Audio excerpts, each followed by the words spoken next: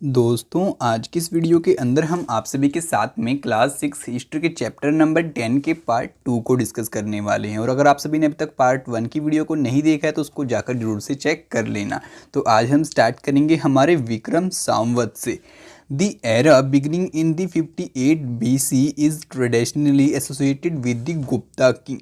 अब कहता है कि जो आपका विक्रम संवत है ना, इसका एरा आपका 58 BCE के आसपास स्टार्ट हुआ था और ये आपके गुप्ता का जो राजा है उससे एसोसिएट करता है, जो कि है आपका चंद्रगुप्ता नंबर 2, यानी कि आपके समुद्र गुप्ता का लड़का। Who had founded it as a mark of victory over the Shakas assumed the title of Vikramaditya. और इसने आपके क्या किया था, जो आपके शकाज थे उनको फिनिश कर दिया था और बाद में इसको टाइटल मिल चुका था यहाँ पे विक्रमादित्य का। Harsha was not the eldest son of his father but became king of the Thaneshwar after both his father and Elder brother died. कहते हैं कि जो आपका हर्षा था ना, वो आपके जो उसका फादर था उसका एल्डर सन यानी कि बड़ा लड़का नहीं था। वो राजा इसलिए बन जाता है क्योंकि जो उसका फादर था और बड़ा भाई था दोनों के दोनों क्या हो जाते हैं, मर जाते हैं। ठीक है।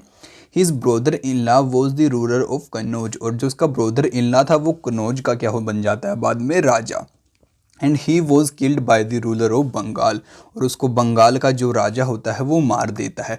Harsha took over the kingdom of Kannauj and then lead an army against the ruler of Bengal. और फिर कहता है कि हर्षा उसका बदला लेने के लिए क्या करता है, कन्नौज में खुद अपना राज स्टार्ट कर देता है और फिर बाद में जो बंगाल का राजा था उसके खिलाफ अपनी आर्मी को बढ़ने को बोलता है।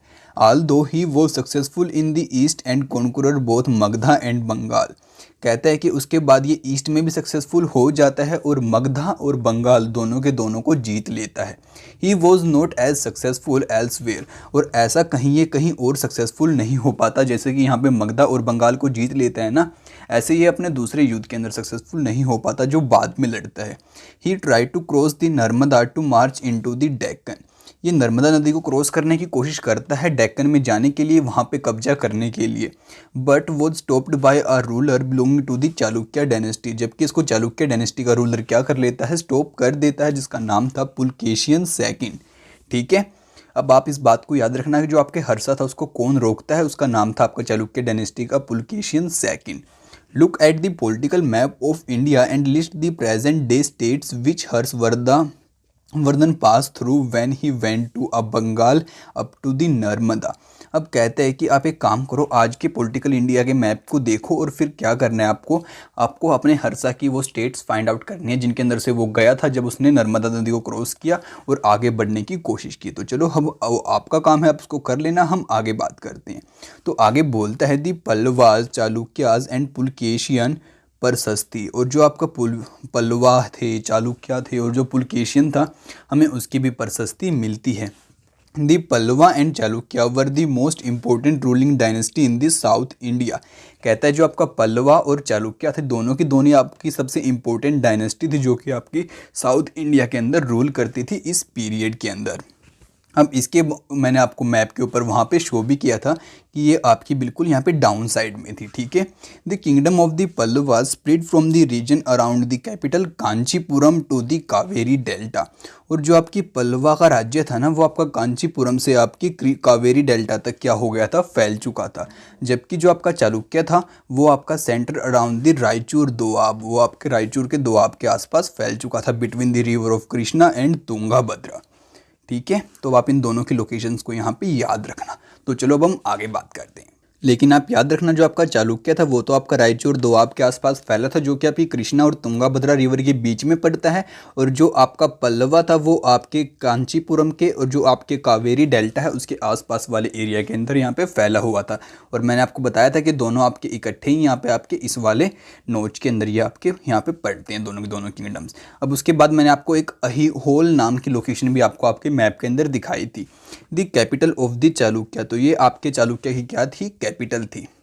was an important trading center. See map number 7. It developed a religious center with a number of temples. The Pallavas and Chalukyas frequently raided one another land, especially attacking to the capital cities which were prosperous towns. अब यहाँ पे बताता है कि जो आपकी अईहोल थी वो आपके चालुक्य की एक कैपिटल सिटी थी और यहाँ पे बहुत सारे मंदिर और जो आपकी रिलीजियस प्लेसेस होती हैं वो बनना स्टार्ट हो चुकी थी और यहाँ पे लोग अपनी वर्शिप के लिए आते थे। और एक बात यहाँ पे और बताता है कि जो आपके पल्लवा और चालुक्य थे ना, वो दोनों एक दूसरे किंगडम के ऊपर बार बार अटैक करते रहते थे। और अगर आपको यहाँ पे स्पेसिफिकली बताएं तो वो दोनों एक दूसरे की कैपिटल सिटी के ऊपर यहाँ पे अटैक करते थे और उसको लूट लेते थे। फिर अब आगे बोलता है the best known Chalukya ruler was the Pulakeshin second. और जो आपके चालुक्य का जो सबसे बेस्ट रूलर था वो था आपका पुलकेशियन नंबर 2। और अब पुलकेशियन नंबर 2 ने क्या किया था, आपके हर्षा को क्या किया था, स्टॉप किया था। ठीक है, उसके बाद देखते हैं हमें क्या बातें यहाँ पे बोलता है। We know about him from a prashasti, हमें इसके बारे में एक प्रशस्ति से पता चलता है। Composed by his court poet Ravikirti, और जो वो प्रशस्ति थी वो इसके कोर्ट पोएट ने लिखी थी जो था हमारा रवि कृति।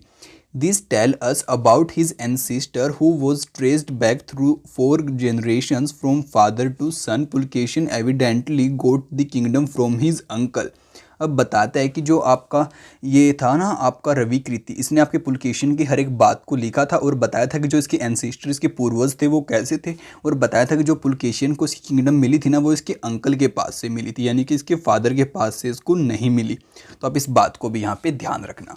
अब आगे बोलता है according to Ravikirti he led expedition along both the west and the east coast.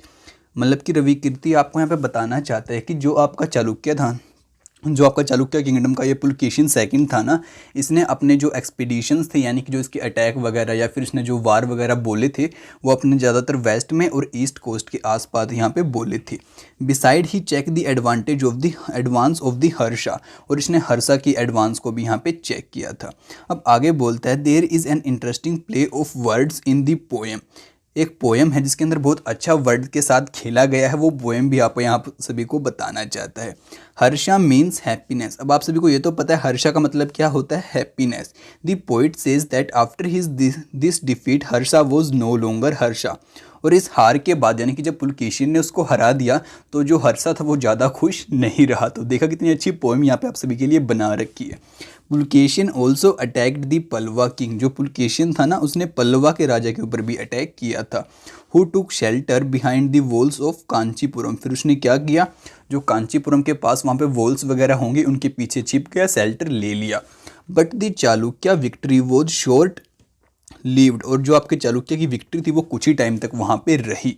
Ultimately both the Pallavas and Chalukya gave way to new ruler belonging to the Rashtrakutas and Chola dynasty.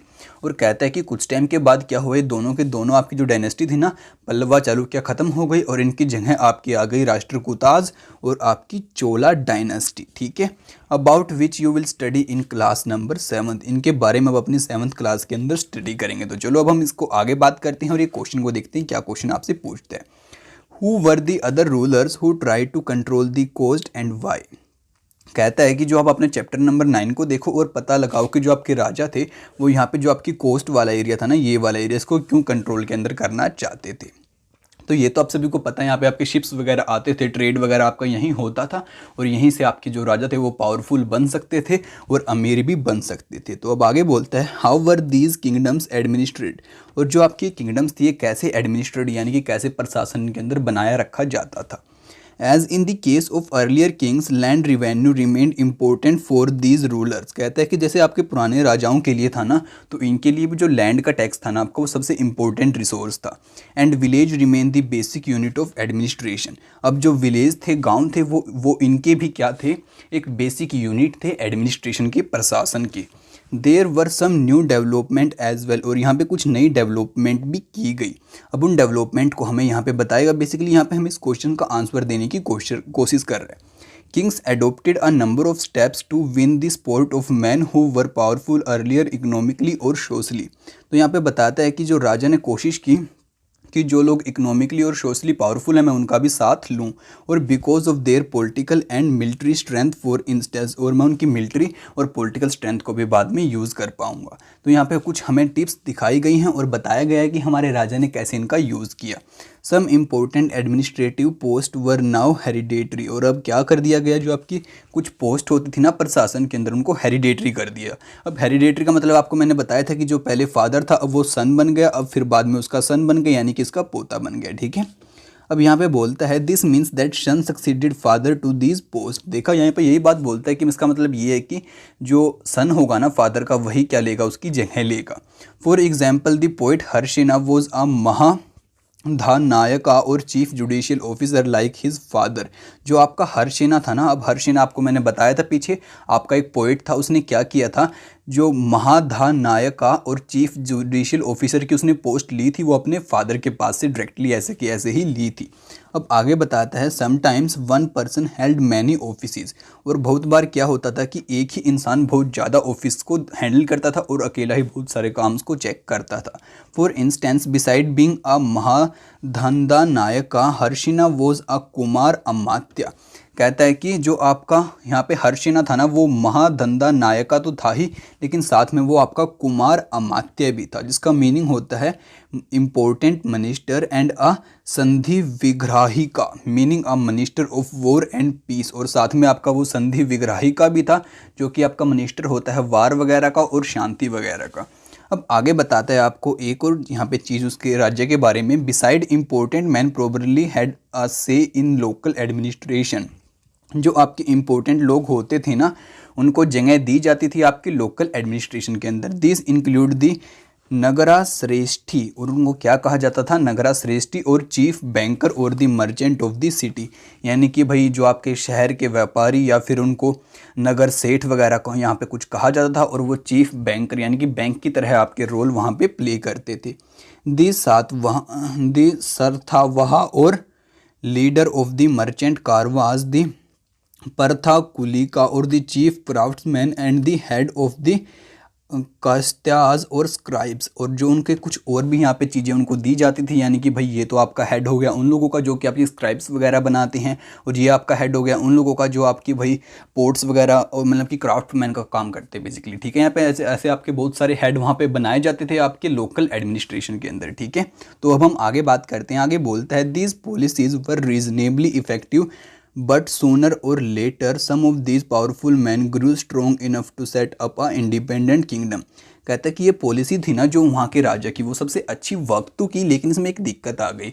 जो आपके लोकल एडमिनिस्ट्रेशन में इन लोगों को यहाँ पे इंपॉर्टेंट पोस्ट दे दी गई थी ना, जैसे कि आपकी हो गई यहाँ पे चीफ क्राफ्ट्समैन की वाली हो गई, जिसका नाम यहाँ पे आपको दे रखा है। उस टाइम में क्या बोला जाता था, जो आपके चीफ क्राफ्ट्समैन था, अब क्या होगा कुछ टाइम के बाद ये और ज़्यादा अमीर बन गया, और इतना अमीर बन गया कि अपनी खुद की एक किंगडम यानी खुद का एक राज्य बना सकता था। ठीक है, तो अब ये दिक्कत वाली बात हो सकती थी राजा के लिए। अब आगे बोलता है what do you think may have been the advantage and disadvantage of having hereditary officers. और अब यहाँ आप सभी से क्वेश्चन पूछते हैं कि आपको क्या लगता है कि क्या बेनिफिट है और क्या नुकसान है अगर कोई फादर की जगह बाद में सन ले लेता है तो। चलो कोई बात नहीं, आप इसका जवाब मेरे को जरूर देना नीचे कमेंट बॉक्स में, हम आगे बात करते हैं। तो आगे बोलता है हमारे अगले टॉपिक में a new kind of army, यानी कि नए तरह की आर्मी। तो चलो इसको भी देखते हैं हमें कौन से तरह की आर्मी यहाँ पे बताना चाहता है। Like earlier rulers, some of these kings maintain a well-organized army with elephants, chariots, cavalry, and foot soldiers. Besides, there were military leaders who provided the king with the troops whenever he needed them. They were not paid regular salaries. Instead, some of them received grants of land. अब यहाँ पे बताता है कि पहले की तरह नहीं, यहाँ पे क्या होने लगा था, जो आपका राजा था ना उसने रेगुलर आर्मी आपकी रखना स्टार्ट कर दी थी, और उसको यहाँ पे सैलरी तो नहीं देता था वो, बट क्या करता था उसको लैंड ग्रांट उसके बदले में दे देता था। और बताता है कि जो आपका राजा होता था उसके पास बहुत अच्छे वाली आर्मी होती थी आपकी, एलिफेंट्स की, चैरियोट्स की, कैवलरी की, और जो फुट सोल्जर्स होते हैं उनकी, और उसके बहुत सारे मिलिट्री लीडर्स के साथ में संपर्क भी होते थे जिनके साथ बहुत बड़ी बड़ी आर्मी होती थी, और वो राजा का वॉर के अंदर पूरा पूरा साथ देते थे। अब आगे बोलता है they collect revenue from the land and use this to the maintain soldier and horses and provide equipment for warfare. अब जो वहाँ पे लैंड ग्रांट उनको दिए जाते थे ना वो उसका यूज़ करते थे कलेक्ट अपने रिवेन्यू को लेने के लिए, और साथ में अपनी आर्मी के सोल्डर्स और हॉर्सेज को मेंटेन करने के लिए। These men were known as the samantas, और उन लोगों को हम क्या बोलते थे, समानताज। ठीक है, Whenever the ruler was weak, samantas try to became independent. और जब जब आपका राजा कमज़ोर पड़ जाता था तो जो आपके समानताज लोग होते हैं ना ये क्या करते थे, अपना खुद का एक इंडिपेंडेंट किंगडम बनाने की कोशिश करते हैं, यानी कि इंडिपेंडेंट होने की कोशिश करते थे। अब आगे आपको अगले टॉपिक के अंदर हम बताता है assemblies in the southern kingdom, यानी कि जो आपकी साउथ वाली किंगडम थी उनके अंदर असेंबलीज कैसे इकट्ठी करी जाती थी और क्या बेसिकली उनके अंदर होता था। The inscription of the Pallava mention a number of local assembly, जो आपका पल्लवा का इंस्क्रिप्शन है ना वो बहुत आपको लोकल असेंबलीज के बारे में कुछ बातें बताता है।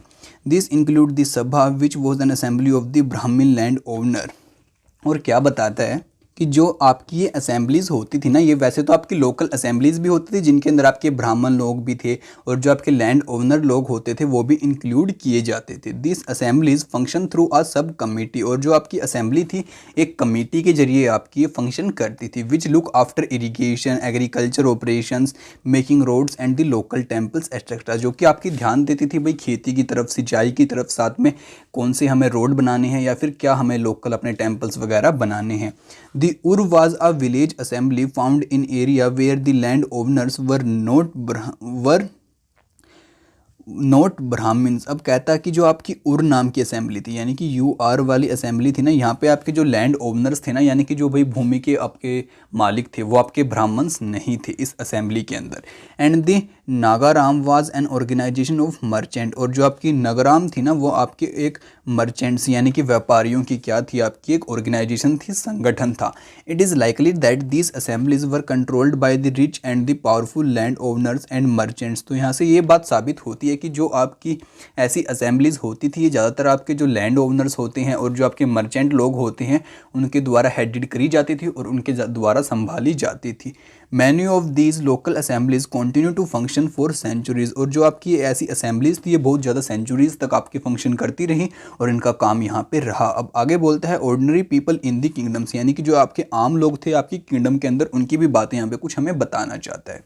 We can catch an occasional glimpse of the lives of the ordinary people from plays and other accounts. Let us look at some of these.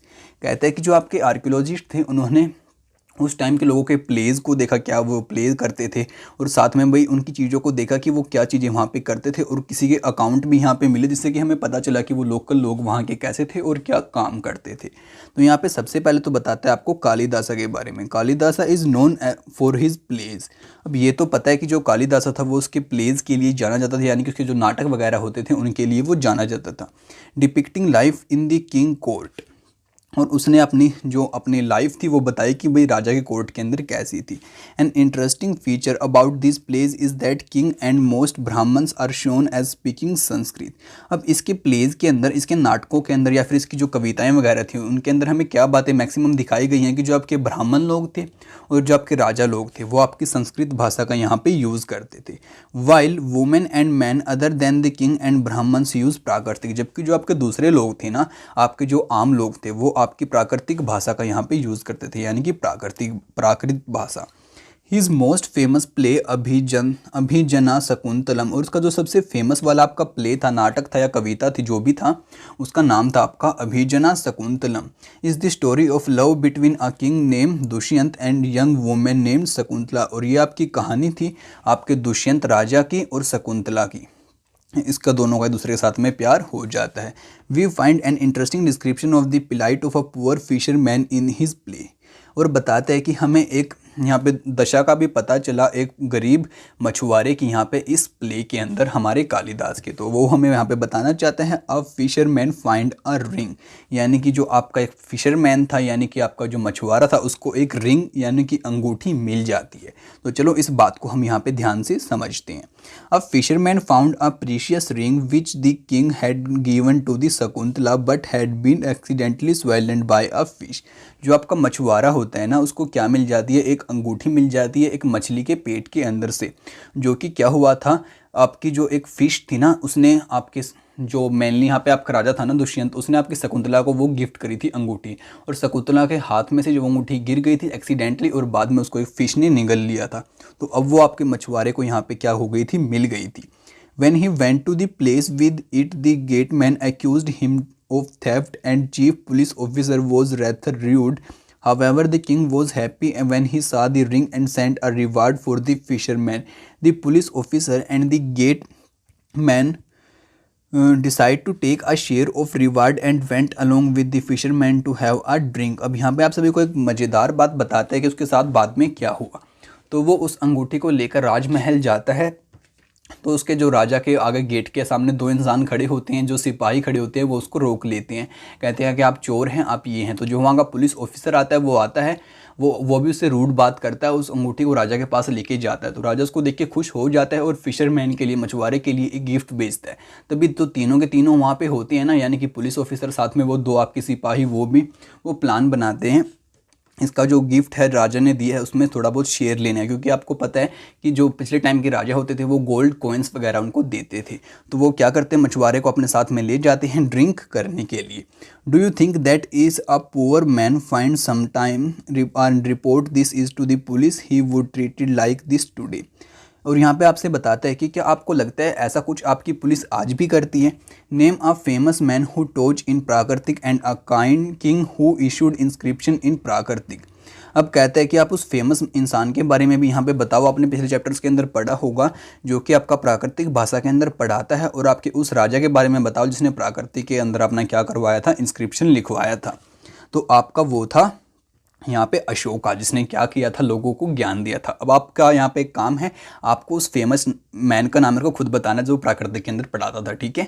अब ये मैंने आपको किंग यहाँ पे बता दिया है। The Chinese pilgrim Fa Hien notice the plight of those who were treated as untouchables by the high and mighty. जो आपका यहाँ पे फाई हान आया था ना इसके किंगडम के अंदर, उसने उन लोगों को देखा जो कि अनटचेबल की तरह ट्रीट यहाँ पे किए जाते थे, और जो बड़े लोग होते थे उनके द्वारा। They were expected to live on the outskirt of the city. और आपका जो फाई हान है वो बताता था कि वो क्या किया जाता था, उन लोगों को, जो सिटी होती है आपकी, सिटी से, शहर से बाहर रखा जाता था, ठीक है। He writes if such a man enters a town or a market place he strike a piece of wood in order to keep himself separate people. अब यहाँ पे बताता है कि अगर कभी वो लोग शहर के अंदर भी आएंगे तो उनको बार बार एक डंडे को बजाना होगा, जिससे कि बाकी लोगों को ये पता चल जाए कि हमें इसे दूर बना के रखनी है, इससे दूर रहना है। Hearing this sound, know what it means and avoid touching him and brushing against him। कहता है कि इससे लोगों को पता चल जाता था कि हमें इससे दूर रहना है और इससे दूरी बना के रखनी है, इसको बिल्कुल भी टच नहीं करना है। एंड बाना भट्टा provide us with a vivid picture of the king army on the move. और जो आपका बाना भट्टा है ना, उसने हमें एक बहुत ही अच्छा डिस्क्रिप्शन दिया है हमारे राजा की आर्मी के बारे में, कि वो आर्मी कैसे चलती थी। द किंग्स आर्मी यानी कि राजा की आपकी सेना कैसे चलती थी। The king travelled with a enormous amount of equipment. अब यहाँ पे बताता है कि जो आपका राजा था जब भी कभी ट्रैवल करता था तो बहुत सारी चीज़ें अपने साथ में लेके वो चलता था। Apart from weapons these were things of daily use such as pots, pans, furniture, gold, food stools, food including animals such as goat, deer, rabbit, vegetables, spices carried on carts or loaded on the back of animals such as camels and elephants। अब बताता है कि वो अपने साथ में हथियार, weapons वगैरह तो लेके जाता था, लेकिन साथ में जो आपके पोट्स हो गए, पैंस हो गए, फर्नीचर वगैरह हो गया, कोई गोल्डन की चीज़ें हो गई, साथ में राजा अपने लिए खाने का सामान भी लेके जाता था, जैसे कि उसने बकरी ले ली या फिर कोई डियर ले लिया, रैबिट ले लिया, कोई वेजिटेबल, स्पाइसेस ले लिए। उसके बाद बताते हैं कि इन सभी को वो हाथी के ऊपर लाद देता था या फिर कैमल के ऊपर या फिर किसी बोगी वगैरह के अंदर, कार्ट वगैरह के अंदर भी उसको लाद के लेके अपने साथ में चलता था। This huge army was accompanied by musician beating drums and other playing horns and trumpets. और कहता था कि जो आपके राजा की ये आर्मी होती थी इसके साथ में म्यूजिशियन भी साथ साथ चलते थे, और वो गाना बजाते हुए, यानी कि आपके ड्रम वगैरह को बीट करते हुए, साथ में बहुत जो आपके ट्रम्पेट्स होते हैं उनको भी बहुत तेज़ आवाज़ में चलाते हुए यहाँ पे साथ साथ में चलते थे। अब आगे बोलता है villagers had to provide hospitality along the way. और जो वहाँ पे आपके गांव वाले होते थे, विलेजर्स होते थे, वो हॉस्पिटैलिटी यहाँ पे शो करते थे और राजा को यहाँ पे नमन करते थे। They came with gifts of curds, gur and flower and provided fodder for the animals. और ये क्या करते थे, अपने साथ में गिफ्ट लेके आते थे और खाने की चीज़ें लेके आते थे राजा के जानवरों के लिए। They also try to meet the king and places their complaints and the petitions before him। और ये राजा से मिलने की कोशिश करते थे और उसको अपनी दिक्कतें और अपनी तकलीफ़ें बताना भी चाहते थे। दी army left a trial of destruction behind. और जो आर्मी थी वो बाद में अपने साथ में कुछ चीज़ें तोड़ फोड़ करके चली जाती थी। Elephant often trample down the huts of the villagers and the oxen yoke to the caravans of merchant run away scared by the trumpets. अब यहाँ पे बताता है कि जो एलिफेंट वगैरह होते थे ना, बहुत बार लोगों की जो झोपड़ियाँ वगैरह हट्स वगैरह होती थी उनको तोड़ देते थे, और जो साथ में आपके मर्चेंट्स यानी कि व्यापारी लोग अपनी योक के ऊपर बहुत सारा सामान याद लाद के चलते थे ना, तो वो जो राजा की ट्रम्पलेट्स होती थी उनको सुन के, उनकी आवाज़ों को सुन के डर के भाग जाते थे बहुत बार। अब आगे बोलता है एज बाना भट्टा सेज, और बाना भट्टा बोलता है the whole world was swallowed up in dust, और जो सारा का सारा संसार था उस टाइम पे आपकी धूल के अंदर, मिट्टी के अंदर सन जाता था, यानी कि जब वो आपके हाथी वगैरह चलते थे तो बहुत ज़्यादा रेत वहाँ पे उड़ाते थे। आगे बोलता है make a list of all things that were carried with the army, आप उन सभी चीज़ों की लिस्ट बनाओ जो कि यहाँ पे आर्मी के साथ में आपका राजा लेके चलता था। अब आगे बोलता है why did the villagers bring for the king, और जो आपके गांव वाले थे वो राजा के लिए किस वजह से और किस लिए गिफ्ट लेके वहाँ पे आते थे। तो बाकी ये सभी आपका काम है, आप मेरे को कमेंट करके जरूर बताना। अब हम बात करते हैं एल्सवेयर के अंदर आपने एक अच्छी फैक्ट की और एक अच्छी बात की। यहाँ पे बोलता है find Arabia on map 6 although it is a desert it was at the hub of the communication for centuries, और ये आपका जो है ना एक बहुत बड़ा हब रहा है, बहुत सेंचुरीज थे कम्युनिकेशन का, ठीक है। In fact Arab merchants and sailor play an important role in the sea trade between India and Europe, और जो आपके अरबिया के लोग होते थे ना आपके पुराने टाइम में बहुत अच्छा रोल प्ले करते थे आपके इंडिया और यूरोप के बीच में जो हमारा व्यापार ट्रेड होता था उसके अंदर। Other who lived in Arabia were the Bedouin pastoral tribe depending mainly on camels, hardly animals that could survive in the desert। अब कहता है कि जो आपकी बेदोस नाम की एक ट्राइब है वो आपकी अरबिया के अंदर रहती है, वो ज़्यादातर आपके कैमल्स और जो हार्ड एनिमल होते हैं ना जो आपके डेजर्ट के अंदर सर्वाइव कर पाते हैं उनके ऊपर डिपेंड रहती है। अराउंड 1400 ईयर एगो, यानी कि आपके 1400 साल के आसपास की बात है। ये बता रहा है अब आपको जो आपका प्रोफेट मोहम्मद था ना introduce a new religion Islam in Arabia, उसने क्या किया एक नया धर्म आपके अरबिया के अंदर वहाँ पे प्रोड्यूस कर दिया जिसका नाम था आपका यहाँ पे इस्लाम, ठीक है। Like Christianity Islam was a religion that laid stress on the equality and unity of all before Allah, जैसे आपका क्रिश्चियनिटी था ऐसे ही जो आपका इस्लाम धर्म था उसका मानना था कि अल्लाह के आगे सभी के सभी सेम हैं और सभी एक जैसे हैं, कोई भी अलग नहीं है। The one supreme god, here is a verse from the Quran the sacred book of Islam, तो यहाँ आपसे कुछ कुरान की बातें लिख के बताना चाहता है जो कि उनका अल्लाह के बारे में मानना है। चलो मैं फटाफट से इसको आपको एक बार पढ़ देता हूँ और फिर मैं यहाँ से जो भी मेरे को कोर इशू होगा, कोर बात होगी उसको आपको यहाँ पे बता दूंगा, ठीक है। For Muslim man and women, for believing man and women, for devout man and women, for true man and women, for man and women who are patient and constant, for man and women who humble themselves, for man and women who give in charity, for men and women who fast, for men and women who guard their chastity, and for men and women who engage much in Allah remembrance, for them as Allah prepare forgive and great reward। अब यहाँ पे यही बात बताना चाहता है कि जो लोग एक दूसरे के ऊपर दया करते थे, साथ में जो लोग एक दूसरे का ख्याल रखते हैं, तो वो सभी लोग अल्लाह को प्यारे हैं और अल्लाह भी उनको बहुत ज़्यादा प्यार करता है और उन सभी का ध्यान रखता है और सभी लोग अल्लाह के सामने एक जैसे हैं, ठीक है। और यहाँ पे बताता है कि जो अल्लाह है वही आपका एक सुप्रीम गॉड है, तो ऐसा आपके इस्लाम धर्म का मानना था, ठीक है। तो चलो अब हम आगे बात करते हैं। आगे बोलते हैं within 100 year Islam spread to the North Africa, आपके 100 साल के अंदर अंदर जो आपका इस्लाम था वो आपके नॉर्थ अफ्रीका के अंदर भी फैल गया, फिर बाद में स्पेन, ईरान एंड इंडिया के अंदर भी फैलता चला गया। Arab sailor who already familiar with the coastal settlement of the subcontinent now brought new religion with them, और जो अब आपके व्यापारी वहाँ से आते थे वो अपने साथ में एक नया धर्म यहाँ पे लेके आते थे। आगे बोलता है Arab soldiers conquered Sindh in present day Pakistan and about 1300 year ago trace the route that would have been taken by the sailors and soldiers on map number 6। अब यहाँ पे आप सभी को बताता है कि जो आपके अरब के सोल्जर्स थे और वो क्या करते हैं आपके सिंध के एरिया को यहाँ पे कॉन्कर्ड कर लेते हैं जो कि अभी आपका पाकिस्तान वाला एरिया है, और कब करते हैं इसको 1300 साल के आसपास, ठीक है।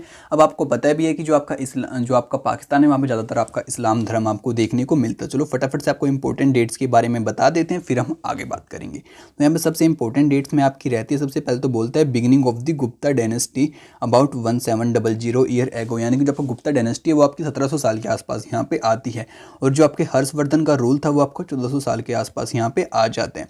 तो यहाँ पे बेसिकली आपकी यही दो इंपॉर्टेंट डेट थी। तो इसी के साथ हमारा चैप्टर यहाँ पे कंप्लीट हो जाता है। तो आप सभी के लिए अगले चैप्टर की वीडियो भी मैं जल्दी ही लेके आऊँगा, तो हमारे चैनल को सब्सक्राइब करना बिल्कुल भी मत भूलना उसको सबसे पहले देखने के लिए, और साथ में इस वीडियो को अपने दोस्तों के साथ में शेयर जरूर से कर देना। और तो आपसे मिलते हैं अगली वीडियो में जल्दी, तब तक के लिए दोस्तों बाय बाय।